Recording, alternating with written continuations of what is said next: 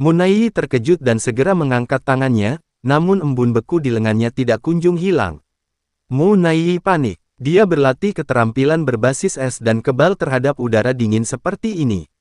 Tepat ketika Munai bingung, balok es besar itu mulai retak, dan akhirnya hancur total. Sosok Chen Ping juga melonjak ke langit. Seluruh tubuh Chen Ping memancarkan cahaya keemasan, dan dia tampak seperti makhluk abadi emas yang besar. Bayangan tinjunya yang besar datang langsung ke arah Munai. Kung Fu. Munai kaget dan secara naluriah ingin memblokirnya, tapi lengannya membeku dan dia tidak bisa menggunakannya sama sekali. Ledakan. Pukulan ini menjatuhkan Munai ke tanah. Aku akan membuatmu hebat, aku akan membuatmu hebat. Chen Ping digantung di udara, dengan segel tinju emas, dan meninju tubuh Munai. Seluruh sekte bergetar, dan Munai meraung dengan marah. Tuan Chen, Anda luar biasa. Melihat adegan ini, Binglu dan yang lainnya berteriak gembira.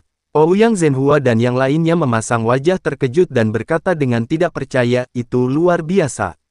Seorang master alam kesengsaraan tingkat 4, mengendarai puncak alam kesengsaraan dan memukulinya dengan kejam. Teknik tinju macam apa ini? Kelihatannya sangat berkelas. Semua orang yang hadir terkejut dan tidak bisa dipercaya. Mereka tidak mengerti bagaimana Chen Ping, yang berada di alam kesengsaraan tingkat keempat, memiliki kekuatan yang begitu menakutkan.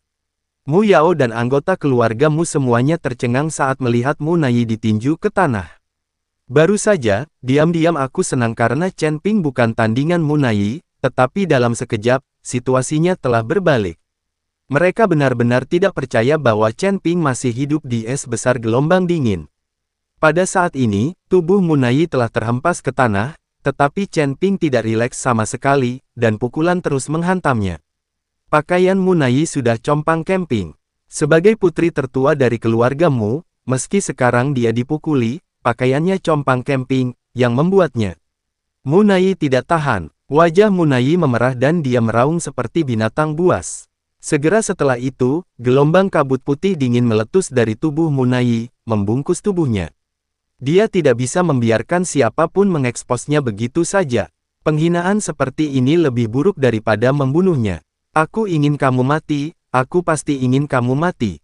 Munai meraung marah, dia berharap dia bisa memakan Chen Ping hidup-hidup. Sial, kamu masih berani berteriak. Wajah Chen Ping dingin, dan telapak tangannya tiba-tiba mengeluarkan badai yang tak ada habisnya. Badai itu melonjak dan langsung menerbangkan kabut putih dingin yang menutupi tubuh Munai. Kali ini, Munai diekspos ke semua orang. Tutup matamu, tutup matamu. Ketika Mu Yao melihat ini, dia segera meminta semua orang di keluarga Mu untuk menutup mata. Tapi dia diam-diam membuka matanya untuk mengintip dari waktu ke waktu. Bagaimanapun, putri tertua dari keluarga Mu sangat mulia, dan Mu Yao tidak punya kesempatan untuk melihat lagi. Binglu dan yang lainnya tertawa terbahak-bahak, wajah mereka penuh lelucon. Munai ini membunuh begitu banyak saudara perempuan mereka, dan sekarang dia pantas diperlakukan seperti ini. Para biksu lainnya tidak peduli.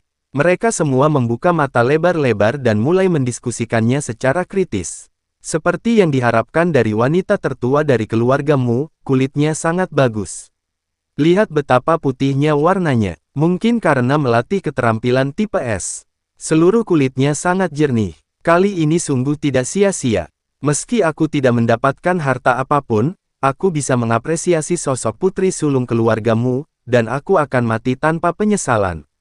Munai gemetar, dan semua komentar orang sampai ke telinganya. Chen Ping memandang Munai dengan mencibir, tanpa berkedip. Di tempat Chen Ping, tidak ada rasa kasihan, hanya niat membunuh yang kuat. Munai membunuh begitu banyak orang suci, Chen Ping ingin membalaskan dendam mereka. Terlebih lagi, orang-orang suci itu semuanya telah menderita penghinaan, dan Chen Ping ingin membiarkan Munai merasakan penghinaan itu. Munai menjadi gila, meraung keras, dan tiba-tiba menamparkan keningnya dengan satu tangan. Rusak, wanita tertua akan membuka segel keluargamu. Mu Yao diam-diam mengagumi sosok Munai ketika dia tiba-tiba menyadari tingkah gila Munai dan terkejut. Saya melihat tanda darah mulai muncul di kulit putih giok Munai. Tanda darah itu sebenarnya membentuk pola yang sangat rumit di tubuh Munai. Bahkan kulit Munai menjadi merah saat ini. Tanda seru. Seiring dengan garis kompleks yang menembus seluruh tubuh, aura mengejutkan muncul di tubuh Munai. Kekosongan di sekitarnya terus-menerus bergetar, dan aura kekerasan mengalir ke segala arah seperti air pasang. Seluruh tubuh Munai diselimuti cahaya merah, dan auranya terus melonjak. Bagaimana situasinya? Apakah Munai ini akan menerobos alam kesengsaraan dan naik ke alam Mahayana? Aura yang sangat menakutkan. Begitu mudahnya menerobos alam Mahayana ini. Saya belum pernah melihat biksu Mahayana sebelumnya. Semua orang memandang Munai dalam keheningan. Mereka semua dikejutkan oleh aura di tubuhnya. Binglu dan yang lainnya juga terlihat cemas, mengkhawatirkan Chen Ping. Chen Ping sendiri juga mengerutkan kening, dia tidak menyangka bahwa Munai benar-benar memiliki keterampilan jahat yang dapat meningkatkan kekuatannya secara instan. Anda tahu, Munai ini berada di puncak alam kesengsaraan. Jika membaik, itu akan menjadi alam Mahayana. Mu Yao dan yang lainnya tidak senang karena peningkatan kekuatan Munai saat ini. Sebaliknya, mereka semua tampak khawatir. Mereka tahu bahwa melintasi alam kesengsaraan ke alam Mahayana adalah lompatan besar, dan jarak di antara mereka tidak mudah untuk dilintasi. Munai belum mencapai puncak alam kesengsaraan selama bertahun-tahun. Saya tidak dapat menemukan peluang yang tepat. Namun kini, Munai telah membuka segel keluarga Mu dan secara paksa meningkatkan kekuatannya. Perlu Anda ketahui bahwa setiap anggota langsung keluarga Mu mempunyai stempel khusus keluarga Mu. Dengan kekuatan nenek moyang keluarga Mu. Namun, kekuatan penyegelan ini tidak bisa digunakan begitu saja, karena begitu dibuka, saat kekuatannya meningkat, tubuh juga akan mendapat serangan balik. Yang terburuk, jika kekuatan seseorang stagnan, ia tidak akan pernah menjadi abadi, sebaliknya, jika dantiannya rusak, ia akan langsung menjadi orang yang tidak berguna. Tidak ada yang akan membuka segelnya kecuali benar-benar diperlukan. Sekarang Munai belum berada di ujung tanduk, dan mereka masih memiliki Binglu dan yang lainnya sebagai alat tawar-menawar, jadi tidak perlu membuka segelnya. Mungkin Munai terlalu terstimulasi dan tidak bisa mengendalikannya. Lagi pula, sebagai seorang wanita, tubuhnya adalah yang terpenting. Sekarang dia diawasi oleh semua orang, bagaimana mungkin dia tidak marah? Aura di tubuh Munai terus meningkat. Pada saat ini, kekuatan Munai telah melampaui puncak alam kesengsaraan. Namun, tidak ada bencana petir yang membombardir saya. Artinya, tubuh Munai masih berada di puncak alam kesengsaraan, tetapi kekuatannya telah melampaui puncak alam kesengsaraan. Tuan, apa yang terjadi? Mengapa bencana petir tidak terjadi? Seorang anggota keluarga Ouyang bertanya pada Ouyang Zhenhua dengan sangat bingung. Karena nafas ini bukan milik Nona Mu. Seharusnya dia memiliki nafas yang begitu kuat di tubuhnya. Jadi meskipun sekarang kekuatannya melebihi puncak alam kesengsaraan, itu tidak menyebabkan kesengsaraan guntur. Jika tebakanku benar, kekuatannya tidak akan bertahan lama, dan pasti akan ada efek sampingnya. Menggigit. Hal-hal seperti ini yang secara tiba-tiba meningkatkan kekuatan fisik seseorang dan melanggar hukum alam akan menimbulkan dampaknya. Ini adalah hukum yang diikuti oleh segala sesuatu di dunia. Kita harus mematuhinya. Inilah yang saya ajarkan kepada Anda. Anda harus berlatih dengan mantap dan bertahap. Jangan menjadi tidak sabar, oportunis, dan menggunakan berbagai keterampilan dan teknik jahat untuk meningkatkan kekuatanmu dalam waktu singkat. Ini pada akhirnya akan merugikan dirimu sendiri. Ouyang Zhenhua mendidik orang-orang yang dibawanya. Namun analisisnya memang benar. Kekuatan yang dimiliki Munai saat ini tidak permanen dan perlahan akan hilang dalam waktu lama. Pergi ke neraka. Munai meraung, dan tubuhnya menghilang dalam sekejap. Chen Ping mengerutkan kening dan pupil matanya tiba-tiba menyusut, kecepatannya sangat cepat. Kekuatan alam Mahayana sungguh luar biasa. Chen Ping masih mampu melawan puncak alam kesengsaraan, tetapi jika dia bertarung langsung melawan alam Mahayana, dia akan memiliki ambisi yang lebih dari cukup tetapi kekuatan yang tidak cukup.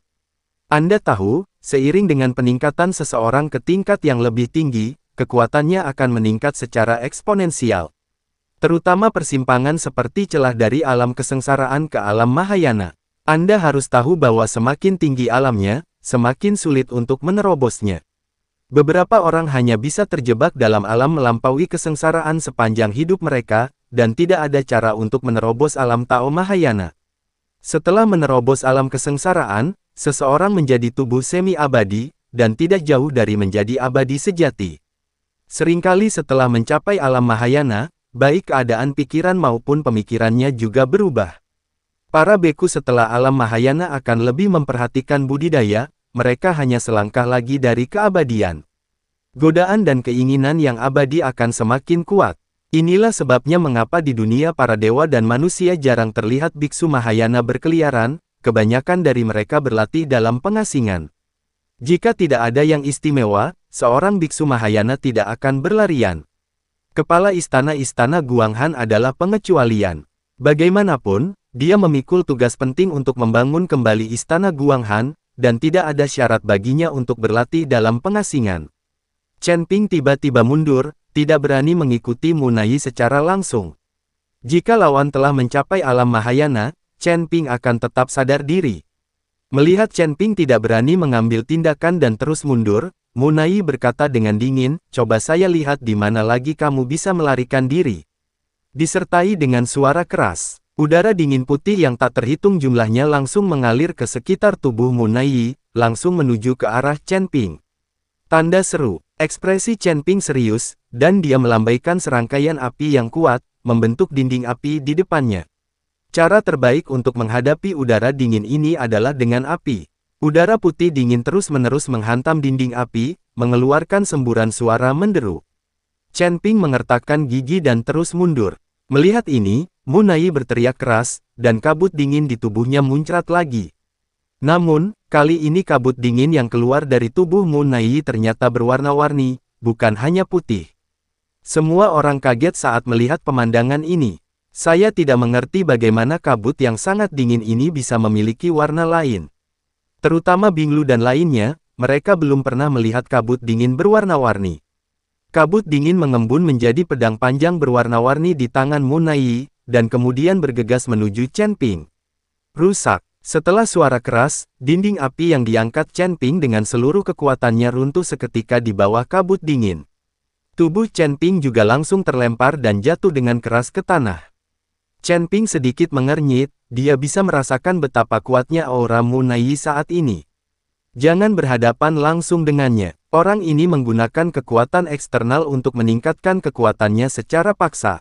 Tidak akan memakan waktu lama. Gunakan kentunganmu dan coba tunda waktu sebanyak mungkin.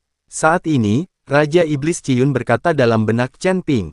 Dia juga takut Chen Ping akan mati. Sekarang kami berdua seperti belalang di tali, dan tidak ada yang bisa melarikan diri.